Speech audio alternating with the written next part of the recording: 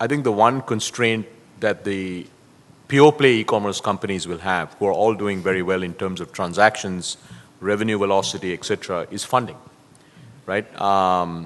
There's probably been about a little less than $1 billion that has gone into e-commerce companies funded for the last 2.5 years.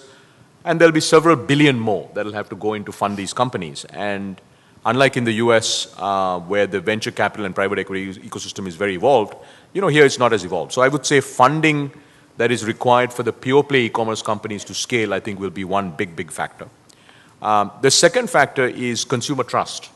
So the reason there are about 5 or 6 million consumers in India who've transacted online outside of travel, the primary reason is because there are 120 million Indians online, right? You have to ask, well, why have only 5 to 6 million of them transacted? Is trust.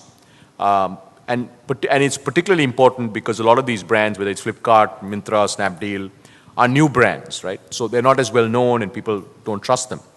And we believe that actually the fastest way to address trust would be for the established retailers to get online, right? So you can imagine with Tata Croma going online, in many ways you take away the trust factor, right? I mean, everybody knows Tata and everybody trusts the Tata brand. So Tata Croma online theoretically can be much more successful than many other pure plays because of this trust factor.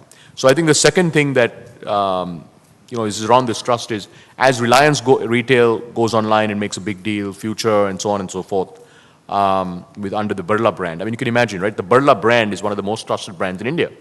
So Birla Retail goes online and does e-commerce. So I think that's probably the second. And the third one obviously is payments. I mean, today outside of travel, 70%, if you look at books, electronics, etc., 70% of e-commerce is cash on delivery. You deliver the product and then get paid. Now that business, that model is actually very expensive for e-commerce companies, right? Because the returns are high and so on and so forth. So solving the payments problem, and it's really tied to trust and so on and so forth. But solving the payments problem and making it much easier is probably the third factor.